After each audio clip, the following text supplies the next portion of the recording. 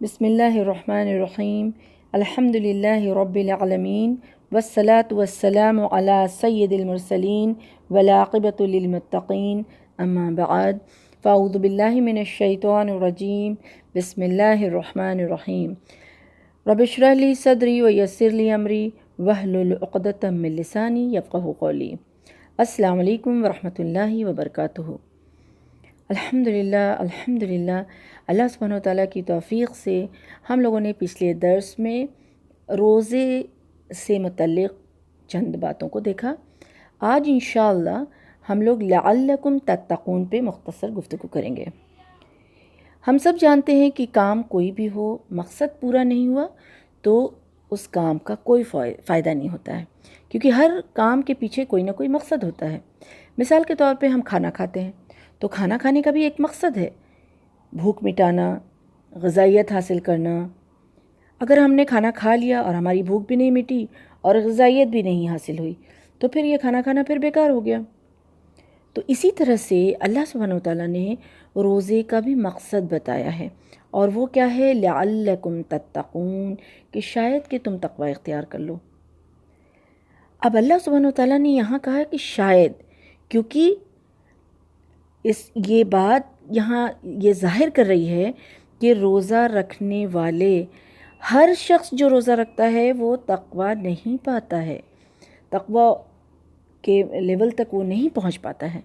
تو اللہ سبحانہ وتعالیٰ نے اسی لیے کہا یہاں پہ کہ لعلکم تتقون، شاید کہ تم تقوی اختیار کرو۔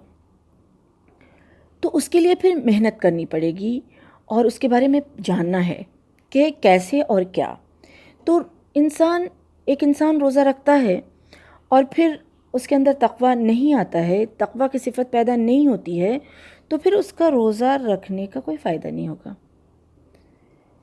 تقوی کا تو وسیع معنی ہے۔ قرآن میں اللہ سبحانہ و تعالیٰ نے الگ الگ جگہوں پر الگ الگ کانٹیکسٹ میں اس کا معنی بیان کیا ہے، لیکن تقوی جو ہے وہ اس کو ایسے سمجھ سکتے ہیں کہ تقوی کا معنی ہے کہ پرہیز کرنا، تقوی کا معنی ہے بچنا، تقوی یعنی کہ دوری اختیار کرنا، تقوی مینس رک جانا، رکنا، یعنی تقوی یہ ہے کہ ہر اس قول اور فعل سے اپنے آپ کو بچانا جس سے انسان گنہگار ہوتا ہے۔ یعنی تقوی یہ ہے کہ ہر اس قول اور فعل سے اپنے آپ کو بچانا جس سے اللہ سبحانہ و تعالیٰ ناراض ہوتا ہے۔ اللہ کے سامنے کھڑا ہونا ہے، جواب دینا ہے، اسی احساس کو تقوی کہتے ہیں۔ جب یہ احساس ہوگا انسان کے اندر تو انسان رکے گا، انسان بچے گا، کس چیز سے؟ معصیت سے، گناہ سے، نافرمانی سے، اللہ کی ناراضگی سے۔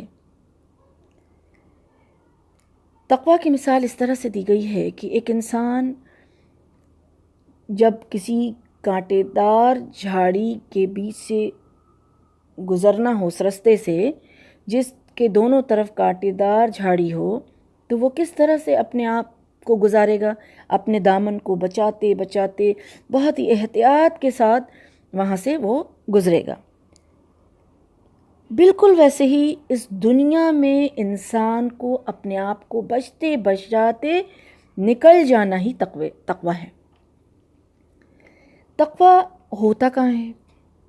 تقوی دل میں ہوتا ہے۔ رسول اللہ صلی اللہ علیہ وسلم نے فرمایا کہ تقوی جو ہے وہ دل میں ہے۔ اپنے ہاتھ سے اشارہ کر کے فرمایا 3 بار کہ تقوی ہا ہونا، تقوی ہا ہونا، تقوی ہا ہونا، یعنی دل کی طرف اشارہ کیا۔ تقوی دل میں ہوتا ہے، لیکن یہ آئے گا کیسے؟ اس کے پیدا کرنے کا طریقہ کیا ہوگا؟ تقوی پیدا کرنے کے لیے کچھ عمل کرنا پڑے گا، کچھ ایکشن کرنا پڑے گا۔ ہم کچھ کریں گے تب ہمارے دل میں تقوی پیدا ہوگا۔ اور وہ عمل کیسا ہوگا اور وہ کیا ہونا چاہیے؟ تقوی اللہ سبحانہ وتعالیٰ کی معرفت سے پیدا ہوتا ہے۔ جب ہم اللہ سبحانہ وتعالیٰ کو پہچانیں گے، اللہ سبحانہ وتعالیٰ کی عظمت، اس کی بڑائی دل میں ہوگی، تو اس عظمت اور بڑائی کے نتیجے میں انسان کے اندر اللہ کا ڈر پیدا ہوگا، انسان کے اندر یہ احساس پیدا ہوگا کہ ہمیں اس رب العزت کے سامنے کھڑے ہونا ہے، جواب دینا ہے۔ جب یہ احساس اندر میں آ گیا تو وہ تقویٰ ہے۔ اسی طرح سے آخرت کے عذاب کے بارے میں، وہاں کی پکڑ کا صحیح علم ہونا، وہاں کے کیا معاملات ہیں، کیسے مرحلے سے انسان کو گزرنا ہے، جہنم جنت کا کیا معاملہ ہے، آخرت کے احوال کو انسان صحیح طرح سے جانے اور اس پر یقین کرے تو پھر جنت کا انسان کو شوق ہوگا، اور جہنم سے بچنے کی کوشش کرے گا تو اس کے نتیجے میں کیا ہوگا؟ تقویٰ پیدا ہوگا۔ اور جزا سزا کا علم ہونا چاہیے، تو انسان اس نقصان سے بچنے کی کوشش کرے گا، اور یہی تو تقویٰ ہے۔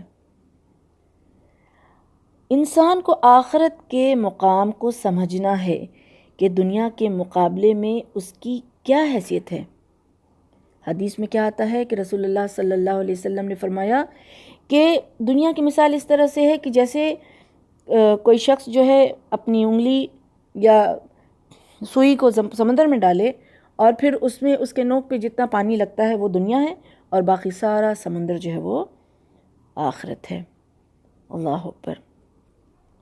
اسی طرح سے اللہ سبحانہ وتعالیٰ نے قرآن میں فرمایا کہ دنیا کی زندگی بس کھیل تماشے کے سوا کچھ نہیں ہے، اور آخرت کا بہترین گھر جو ہے وہ متقیوں کے لیے ہے، پرہیزگاروں کے لیے ہے۔ تو کیا تم غور و فکر سے کام نہیں لیتے ہو؟ کیا تم غور و فکر نہیں کرتے ہو کہ یہ دنیا تو ختم ہونے والی چیز ہے؟ تو پھر اس بہترین گھر کے حصول کے لیے تقویٰ اختیار کرو۔ اور سب سے بڑی جو رکاوٹ ہے متقی بننے میں، وہ ہے انسان کا اپنا نفس اور اپنی خواہشات۔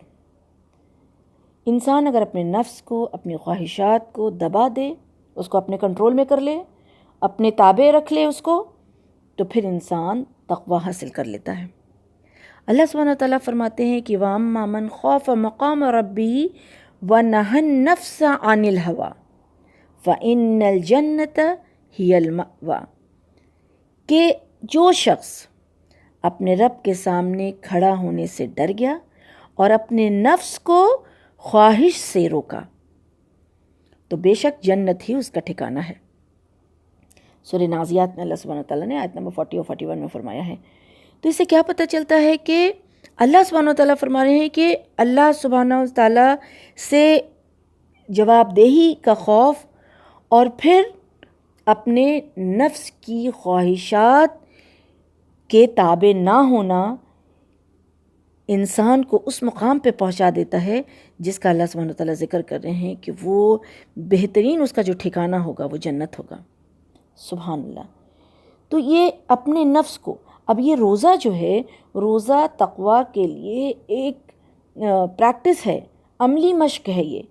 یہ پریکٹس ہے کہ ہمارے اندر رکنے کا جو ہے مزاج پیدا ہو جائے، بچنے کی عادت ہو جائے۔ اللہ کے حکم سے انسان برائی سے رکتا ہے، گناہ سے رکتا ہے، اور ان چیزوں کے ساتھ ساتھ انسان جو ہے وہ حلال کھانے سے، حلال رشتہ بنانے سے بھی رکتا ہے۔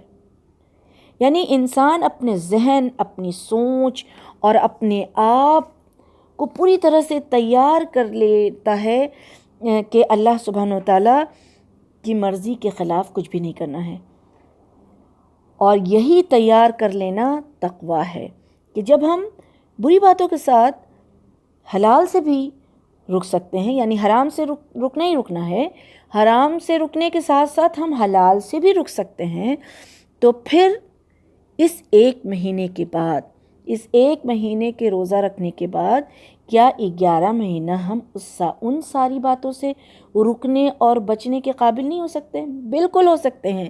اللہ سبحانہ وتعالیٰ یہاں عملی مشق کرا کر کے انسان کو یہ بتانا چاہ رہے ہیں کہ اے انسان دیکھو، اگر تم حلال سے بھی رک سکتے ہو تو تمہارے اندر یہ صلاحیت ہے کہ تم برائی سے رک سکتے ہو، برائی سے، ان کاموں سے رک سکتے ہو جو اللہ تعالیٰ کو ناراض کرنے والی ہے، اور وہ کام جو تم کو تمہارے خود کے لیے نقصان دہ ہے، تمہیں خود جنت سے دور کرتی ہے۔ تو اللہ سبحانہ وتعالیٰ انسانوں کے ذریعے ہی اس کو بتا رہے ہیں کہ دیکھو تم یہ کر سکتے ہو، پھر تم یہ کیوں نہیں کرتے ہو۔ تو جو یہ سمجھ جاتا ہے کہ ہاں ہم کر سکتے ہیں، تو یہی تقویٰ ہے، اور وہی سمجھنا جو ہے وہ پورے 11 مہینے پھر اس کو کام دیتی ہے۔ سبحان اللہ، اللہ سبحانہ وتعالیٰ ہم سب کی ٹریننگ کر رہے ہیں یہ۔ اب انسان کے اندر اور بھی کیا بات ہے جس سے جو ہے وہ تقویٰ پیدا ہوگی، اور کون سی چیز ہے؟ وہ ہے کہ انسان نصیحت حاصل کرے، اور نصیحت جو ہے وہ کئی اعتبار سے ہو سکتا ہے، اور چونکہ یہ رمضان کا مہینہ ہے، اس رمضان میں سب سے بڑی جو نصیحت حاصل کرنی ہے کا ذریعہ جو ہے جہاں سے ہم حاصل کر سکتے ہیں وہ ہے قرآن، کیونکہ قرآن نصیحت ہے۔ اللہ سبحانہ وتعالیٰ نے فرمایا کہ فَإِنَّ الذِّكْرَ تَنفَعُ الْمُؤْمِنِينَ، کہ بے شک ذکر جو ہے، نصیحت جو ہے، وہ مومنوں کو نفع دیتی ہے، فائدہ دیتی ہے۔ رمضان کا مہینہ ہے، قرآن کی تلاوت، قرآن کے معنی، قرآن کا مفہوم، اس کو پڑھنا، اس کو سمجھنا اور اس پر غور و فکر کرنا۔ جب انسان غور و فکر کرے گا تو عمل کا جذبہ پیدا ہوگا، عمل کا جذبہ پیدا ہوگا تو گناہ سے بچنے کی صفت پیدا ہوگی، اس کا وہ مزاج بنے گا، اور یہی تقویٰ ہے۔ قرآن و سنت کا مطالعہ پورے سال بھی ضروری ہے، رمضان اس کے لیے خاص ہے۔ اللہ سبحانہ وتعالیٰ نے قرآن میں فرمایا کہ اللہ سے وہی لوگ ڈرتے ہیں جو علم والے ہیں، انما یخشی اللہ من عبادہ علماء۔ تو یہ علم والے بننے کے لیے آگے بڑھنا ہے، کیونکہ اللہ سے ڈرنے والے یعنی تقویٰ والے وہی ہوں گے جو علم والے ہوں گے، جو علم حاصل کریں گے ان کے اندر تقویٰ پیدا ہوگا۔ اور یہ طلب العلم فریضۃ علی کل مسلم، ہر مسلمان پہ فرض ہے، چاہے وہ عورت ہو چاہے وہ مرد ہو، علم کا حاصل کرنا اس پر فرض ہے، قرآن اور سنت کا مطالعہ کرنا اس پر فرض ہے، اور یہی چیزیں تقویٰ کے حصول کے لیے ہیں۔ ان ساری چیزوں کے ساتھ ساتھ سب سے اہم جو چیز ہے وہ کیا ہمارے نبی رسول صلی اللہ علیہ وسلم نے سکھایا، وہ ہے دعا، دعا کرنا ہے۔ اور وہ دعا کیا ہے؟ وہ دعا ہے اللہم آتی نفسی تقواہا وزکیہا انت خیر من زکاہا انت ولیہا و مولاہا۔ اور بھی دعائیں ہیں جیسے اللہم انی اسألک الہدی والتقی والعفاف والغنی۔ تو دعاؤں کا اہتمام کرنا ہے، کیونکہ رمضان دعاؤں کا بھی مہینہ ہے، جس طرح سے صیام کا مہینہ ہے، جس طرح سے قرآن کا مہینہ ہے، اسی طرح سے دعا کا بھی مہینہ ہے، کیونکہ جہاں رمضان کے پورے احکامات جو بتائے گئے ہیں اس میں بیچ میں دعا کا ذکر آتا ہے، تو دعا کا اہتمام کرنا ہے۔ اب ان ساری چیزوں سے ہم نے دیکھا کہ تقویٰ حاصل ہوتا ہے۔ اب ایک انسان کو اگر حقیقی تقویٰ پیدا ہو جائے تو اللہ کی نظر میں اس کا کیا مقام ہوگا، تقویٰ کیا دیتا ہے، تقویٰ سے کیا فائدہ ہوتا ہے، کہ اللہ سبحانہ وتعالیٰ کیوں چاہتے ہیں کہ اس کا بندہ جو ہے وہ تقویٰ اختیار کرے۔ اللہ سبحانہ وتعالیٰ اپنے بندے سے بہت پیار کرتے ہیں، اور وہ چاہتے ہیں کہ اس کا بندہ جو ہے وہ جنت میں رہنے کے لائق ہو جائے۔ وہ چاہتے ہیں کہ میرا بندہ جو ہے دنیا میں بھی ہر طرح سے سکون کی زندگی گزارے اور آخرت میں بھی اس کو کامیابی حاصل ہو۔ اور اللہ سبحانہ وتعالیٰ ایسے بندے سے بہت محبت کرتے ہیں۔ فائدہ تقویٰ کا یہ ہے کہ اللہ سبحانہ وتعالیٰ اس سے محبت کریں گے، اور اس سے بڑی نعمت اور کچھ ہو ہی نہیں سکتی ہے جس سے اللہ سبحانہ وتعالیٰ محبت کرنے لگے۔ اللہ سبحانہ وتعالیٰ فرماتے ہیں کہ ان اللہ یحب المتقین، بے شک اللہ اس سے محبت کرتا ہے جو تقویٰ اختیار کرتا ہے۔ سبحان اللہ، واللہ ولی المتقین، اور اللہ سبحانہ وتعالیٰ متقیوں کا دوست ہے، جس سے اللہ محبت کرے، جس کا دوست اللہ ہو جائے، سبحان اللہ، اس کے لیے کتنی خوشی کی بات ہے۔ اور جنت میں کیا ہوگا؟ وَأُزْلِفَتِ الْجَنَّةُ لِلْمُتَّقِينَ، متقیوں کے لیے، پرہیزگار کے لیے جنت اس کے قریب لایا جائے گا۔ اور اسی طرح سے سورہ حجرات میں اللہ سبحانہ وتعالیٰ فرماتے ہیں کہ سب سے زیادہ عزت والا اللہ کی نظر میں وہ ہے جو تقوی والا ہے۔ یعنی اللہ سبحانہ وتعالیٰ کی نظر میں پیسے کی، شکل کی، صورت کی، عہدے کی، ان چیزوں کا کوئی ویلیو نہیں ہے۔ یہ ساری چیزیں اللہ سبحانہ وتعالیٰ نے ہی بخشی ہے، یہ ساری چیزیں جو ہے اللہ سبحانہ وتعالیٰ کی طرف سے ہی ہے۔ اصل چیز جو ہے جس پر محنت کرنی ہے وہ ہے تقوی۔ تو وہ ویسے شخص کے لیے اللہ سبحانہ وتعالیٰ کی نظر میں وہ بہت ہی عزت والا ہے۔ سبحان اللہ۔ تو یہ کتنی بڑی بات ہے کہ جس کی نظر جو اللہ کی نظر میں پیارا ہو جائے، جو اللہ کی نظر میں اکرم ہو جائے، عزت دار ہو جائے۔ سبحان اللہ۔ اور یہ تقوی کیا ہے کہ بس کچھ نہیں، بس باؤنڈری کا خیال رکھنا ہے، بس حلال دائرے میں رہ کر کے دنیا کی زندگی کو گزارنا ہے۔ اور یہ جنت جو ہے وہ تیار کر کے رکھی گئی ہے کس کے لیے؟ متقیوں کے لیے۔ اور اللہ سبحانہ وتعالیٰ کا جو شخص دوست ہو جائے نا، جو اللہ سبحانہ وتعالیٰ جس شخص کا دوست ہو جائے تو اس کے لیے پھر کوئی خوف نہیں ہے، اس کے لیے پھر کوئی غم نہیں ہے۔ خوف کچھ نہیں ہے کہ کل کیا ہوگا، اس کو کسی چیز کا خوف نہیں ہوگا، اس کو اس چیز کا غم نہیں ہوگا کہ گزری ہوئی چیز کا کہ اس کو کیا ہوا اور کیا نہیں ہوا، کیا ہونے والا ہے، ایسا کوئی غم نہیں ہوگا۔ اور یہ ساری چیزیں کہاں ہوتی ہیں؟ یہ چیزیں اصل جو ہے وہ جنت میں ہوگی، اور دنیا میں بھی اللہ سبحانہ وتعالیٰ اس کو سکون عطا فرماتے ہیں۔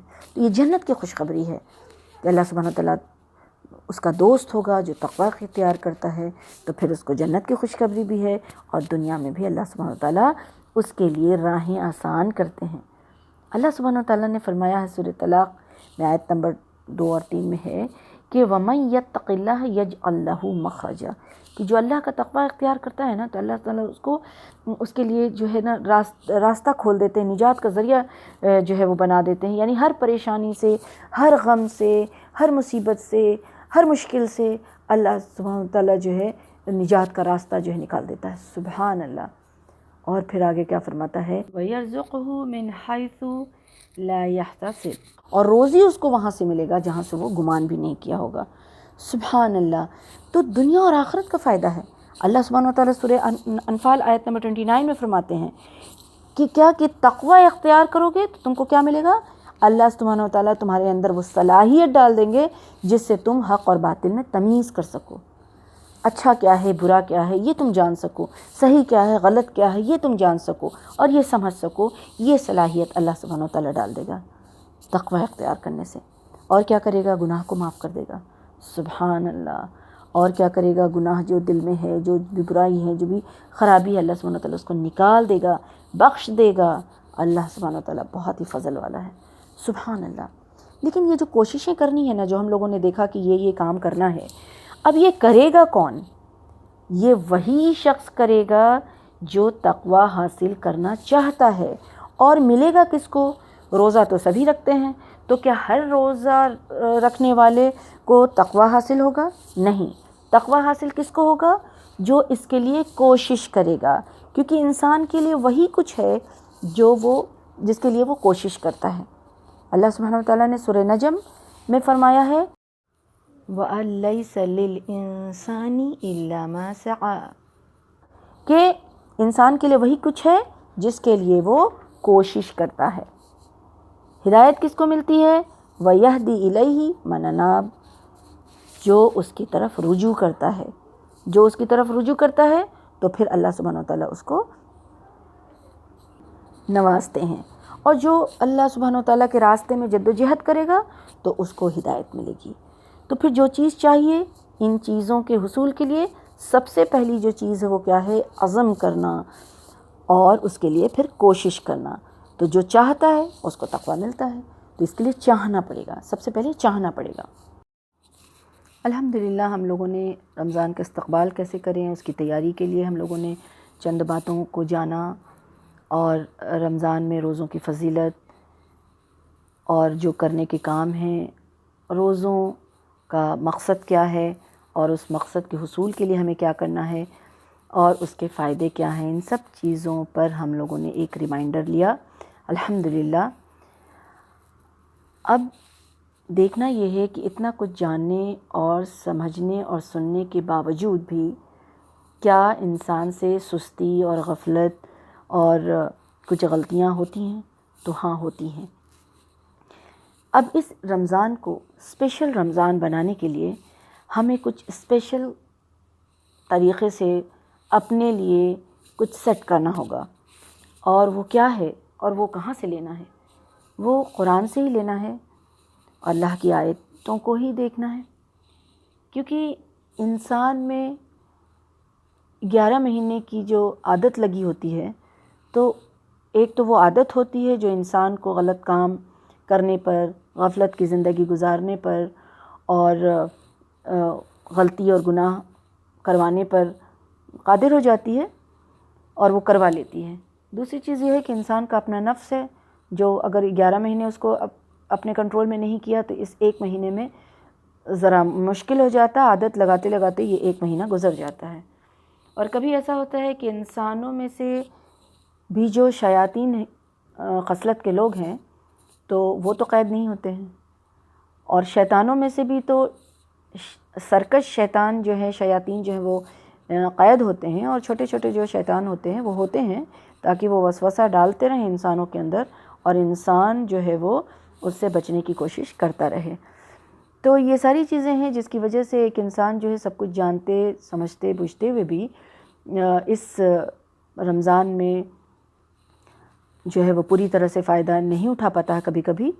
اور آج کے حالات میں تو ہمیں بہت ہی ضرورت ہے کچھ اسپیشل کرنے کا، وہ اس لیے کیونکہ آج ایسا سچویشن ہے کہ ہر کوئی کم و بیش جو ہے وہ کسی نہ کسی طرح سے پریشان ہے، اور کچھ نہ کچھ اس کے ساتھ ایسی بات ہے جس میں وہ الجھا ہوا ہے، چاہے کسی کے ساتھ رزق کی پریشانی ہے، کبھی کسی کے ساتھ صحت، کسی کے ساتھ دوسرے کوئی مسائل ہیں، کوئی کسی غم میں ہے، کوئی کسی پریشانی میں ہے۔ تو ایسے حالات میں ہم پہ جو ہے کوئی اور چیز حاوی نہ ہو جائے اور ہمیں غفلت میں اور ہمارے سستی میں نہ ڈالے، اس کے لیے ہم دیکھتے ہیں کہ اللہ سبحانہ وتعالیٰ نے سورہ فصلت آیت نمبر 53 میں فرمایا ہے کہ سَنُورِيهِمْ آیاتنا فی الآفاق وفی انفسہم حتی یتبین لہم انہ الحق اولم یکفی بربک انہ علی کل شیء شہید۔ اللہ تعالیٰ فرماتے ہیں کہ جلد ہی انہیں اپنی نشانیاں آفاق میں بھی یعنی دنیا میں بھی اور خود ان کی ذات میں بھی دکھائیں گے، یہاں تک کہ ان کے لیے واضح ہو جائے کہ یہ اللہ کا کلام جو ہے وہ حق ہے، یہ قرآن حق ہے۔ کیا یہ بات کافی نہیں ہے کہ بے شک آپ کا رب ہر چیز پہ قادر ہے؟ آج کے سچویشن میں انسانوں کو اپنی حقیقت سمجھ میں آ جانی چاہیے۔ انسان اللہ سبحانہ وتعالیٰ کے پلان کے سامنے جو ہے وہ کتنا بے بس ہے، اور اللہ سبحانہ وتعالیٰ یہ فرما رہے ہیں کہ دیکھو تم کو اس دنیا میں بھی اور تمہارے نفسوں میں بھی نشانیاں ہم دکھائیں گے، تاکہ ان کو پتہ چل جائے کہ اللہ کا کلام ہی حق ہے۔ کیا ان کے لیے یہ نشانیاں کافی نہیں ہیں کہ اللہ تعالیٰ ہر چیز پہ قادر ہے؟ اللہ حق ہے، اللہ سچ ہے، اللہ کی بات حق ہے، اللہ کی کتاب سچ ہے۔ انسانوں کو اپنے فرمانبردار بنا لینے کے لیے اللہ سبحانہ وتعالیٰ کس کس طرح سے سمجھا رہے ہیں، لیکن اللہ سبحانہ وتعالیٰ اگر چاہتا تو سارے انسانوں کو اپنا فرمانبردار بنا لیتا، سنت رسول صلی اللہ علیہ وسلم پہ چلا لیتا، اس کے لیے کوئی مشکل نہیں۔ لیکن اللہ سبحانہ وتعالیٰ چاہتے ہیں کہ ہم نے جو تم کو اختیار دیا ہے اور تمہارے لیے جو اس دنیا میں آزمائش کی جگہ بنائی ہے تو تم اس میں پاس کر کے آؤ۔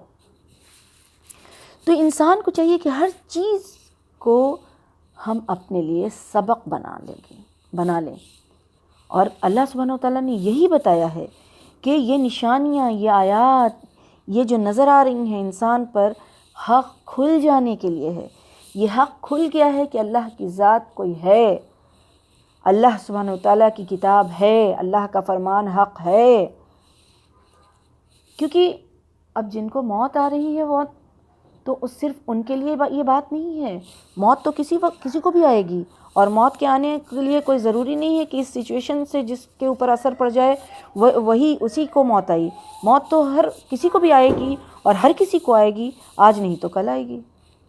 تو اللہ سبحانہ وتعالیٰ چاہتے کیا ہیں کہ انسان جو ہے وہ اللہ کا فرمانبردار بن جائے، اللہ کے احکام کو بجا لانے والا بن جائے، اور اس لائق بن جائے کہ وہ اس حال پر اللہ سبحانہ وتعالیٰ سے ملاقات کرے کہ وہ توحید پر ہو، وہ کلمہ شہادت پر ہو، وہ اللہ کا فرمانبردار ہو، وہ اس حالت میں اللہ سبحانہ وتعالیٰ کے پاس جائے کہ وہ اللہ کا فرمانبردار ہو، مسلمان ہو۔ سبحان اللہ۔ تو آج کے سچویشن میں اور زیادہ ضرورت ہے کہ ہم اس دنیا کی فکر کو چھوڑ کر کے ہم آخرت کی فکر کریں، اپنے آپ کو اپنے رب سے، اپنے خالق سے، اپنے مالک سے جوڑ لیں اور اس سے رابطہ بنا لیں، اور یہ رابطہ مضبوط کر لیں، اپنے دل کو، اپنے مزاج کو، اپنے اخلاق کو چیک کرنا ہے، اور اس کو پھر بدلنا ہے، اپنی سوچ کو بدلنا ہے، اللہ سبحانہ وتعالیٰ کی مرضی پر اس کو جو ہے وہ چینج کرنا ہے، اس کو اس طرح سے مولڈ کر دینا ہے۔ ہم آپ کو نہیں بدل سکتے ہیں، آپ مجھے نہیں بدل سکتے ہیں، لیکن ہم اپنے آپ کو تو بدل ہی سکتے ہیں، ہم اپنے آپ کو بدل سکتے ہیں، اپنے آپ کو رب سے جوڑ سکتے ہیں۔ دنیا کے نقصان، دنیا کی چیزیں، دنیا کے ساز و سامان، دنیا کے آرام، دنیا کی عزت، دنیا کا بڑکپن، یہ دنیاوی طور پر ایک دوسرے سے آگے بڑھنے کی جو دوڑ لگی ہوئی ہے، اس دوڑ کی فکر کو ہر وقت ذہن پر سے ہٹانا ہوگا، جو ہر وقت ذہن پہ وہی حاوی ہے اس کو ہٹانا ہوگا، اور ان کی محبت کو کم کر کے، بلکہ ان کی محبت کو ختم کر کے آخرت کے، قبر کے، قیامت کے دن سکون کی فکر میں لگ جانا چاہیے۔ اپنا قیمتی وقت جو ہے قرآن میں لگانا چاہیے، اپنا قیمتی وقت قرآن میں لگائیں، غور و فکر کریں، اور کرنے کے جو نیک اعمال ہیں وہ کریں۔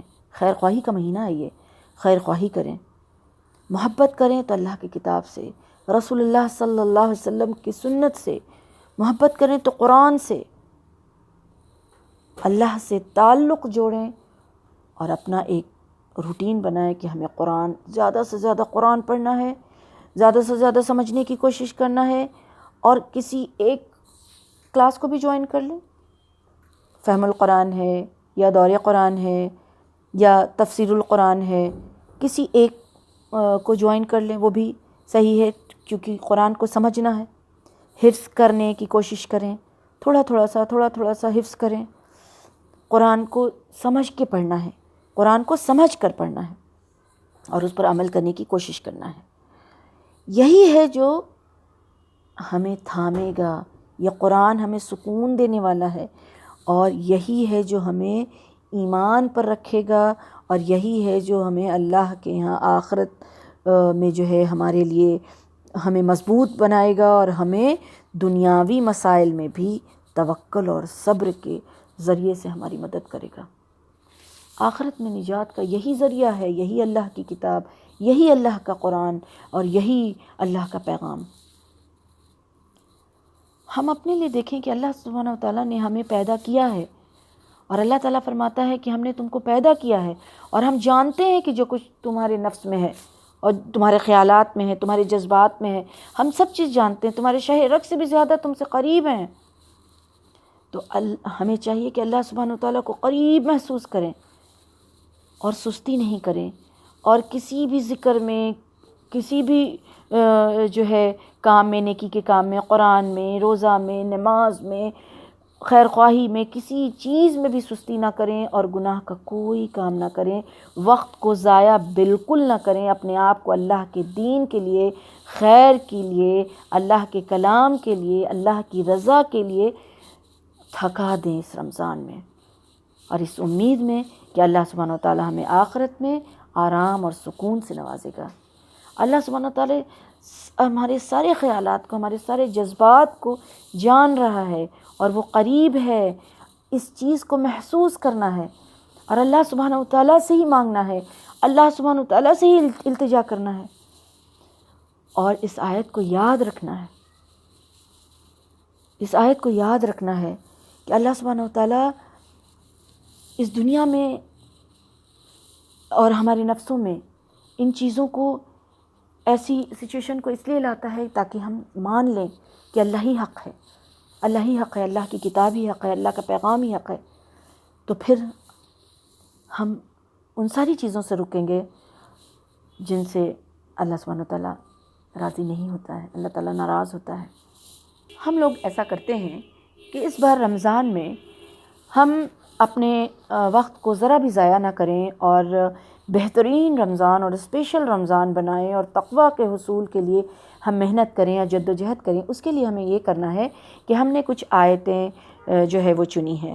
آپ بھی اپنی پسند کی کوئی آیت، ایسی آیت کو سلیکٹ کر سکتے ہیں جو آپ کو بہت ہی اثر کر گئی ہو، اور پھر اس کو کیا کریں کہ اس آیت کو لکھیں اور سامنے میں رکھیں جہاں پر آپ کا زیادہ وقت گزرتا ہے، اور اس پر نظر ڈالتے رہیں، آتے جاتے نظر ڈالیں، یا جہاں پہ آپ ہر زیادہ ٹائم گزارتے ہیں وہاں پہ رکھیں اور ہر وقت اس پر نظر ڈالیں تاکہ آپ بھولیں نہ. جیسے ہم نے جو آیت سلیکٹ کی ہے وہ کیا ہے، جو ہم ڈیلی پڑھتے ہیں الحمدللہ، سورہ ملک. سورہ ملک میں اللہ سبحانہ وتعالیٰ کیا فرماتے ہیں کہ ہم نے انسان کی زندگی اور موت کو کس لیے پیدا کیا ہے، کس لیے بنایا ہے، تاکہ ہم آزمائیں کہ اس میں سے احسن عمل کون کرتا ہے، اچھا عمل کون کرتا ہے، بہترین عمل کون کرتا ہے. اب یہ چیز ہم لکھ کے لگا لیں، اور لکھ کے لگا لیں تو پھر ہم اس کے اوپر کام کریں گے کہ ہر وقت اللہ سبحانہ وتعالیٰ نے کیا فرمایا ہے کہ فَلْيَتَنَافَسِ الْمُتَنَافِسُونَ، کہ تم دوڑ لگاؤ. کس چیز میں دوڑ لگاؤ، کس چیز میں؟ اس چیز کو پانے کی کوشش کرو جو جنت تک لے جاتی. دوڑ لگاؤ اس چیز میں کے لیے جو جنت تک، اگر تمہاری خواہش ہی ہے تو اس چیز کی خواہش کرو، جنت کی خواہش کرو، اس کے لیے دوڑ لگاؤ، اس کے لیے محنت کرو. تو ہمیں دوڑ لگانا ہے. تو اگر یہ ہم آیت لکھتے ہیں کہ الذی خلق الموت والحیات لیبلوکم ایکم احسن عملا، کہ اللہ سبحانہ وتعالیٰ نے موت اور حیات کو کیوں پیدا کیا، تاکہ وہ آزمائے کہ تم میں سے کون عمل میں زیادہ اچھا ہے. تو اپنے آپ کو بنانا ہے کہ ہم عمل میں زیادہ اچھے بنیں گے. اللہ کی نظر میں ہم اپنا عمل جو بہتر سے بہتر بنائیں گے، کیونکہ اللہ سبحانہ وتعالیٰ نے قانون بنایا ہے کہ اگر میرے اوپر کوئی ظلم کرتا ہے تو ہمیں یہ اجازت دی ہے کہ جتنا ظلم اس نے میرے اوپر کیا ہم اس کے اوپر بھی کر سکتے ہیں. لیکن اللہ تعالیٰ چاہتے کیا ہیں؟ اللہ تعالیٰ چاہتے ہیں یہ دیکھنا کہ زیادہ اچھا کون ہے. تو زیادہ اچھا کون ہوگا؟ جو اس کو معاف کر دے گا، تو وہ زیادہ اچھا ہوگا. تو اللہ تعالیٰ یہ چاہتے ہیں کہ ہم ایسے بن جائیں.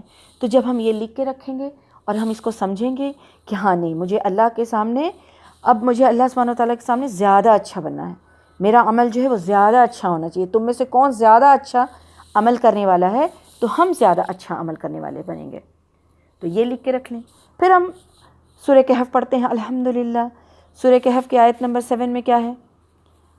سورہ کہف کی آیت نمبر 7 میں بھی یہی ہے کہ اللہ سبحانہ وتعالیٰ نے جو کچھ بھی زمین پر پیدا کیا وہ سب جو ہے اس میں خوبصورتی ڈالی ہے، اس میں زینت ڈالا ہے، تاکہ لیبلوکم ایہم احسن عملا، کہ ان میں سے کون اچھا عمل کرتا ہے یہ دیکھنے کے لیے. یعنی ہر چیز وہ تم کو اٹریکٹ کرے گی، دنیا کی چیزیں، دنیا کی باتیں، دنیا کی رنگینی تم کو اٹریکٹ کرے گی. لیکن اللہ سبحانہ وتعالیٰ دیکھ رہے ہیں کہ میرا بندہ کون ہے، کون اچھا عمل کرتا ہے. تو یہ ہم اپنے لیے لکھ کے رکھیں گے سامنے میں کہ یا اللہ ہم اچھا عمل کرنے والے بن جائیں. ہم نے کرنا ہے، مجھے کرنا ہے، اور پھر مجھے ہر وقت یاد رہے یہ چیز.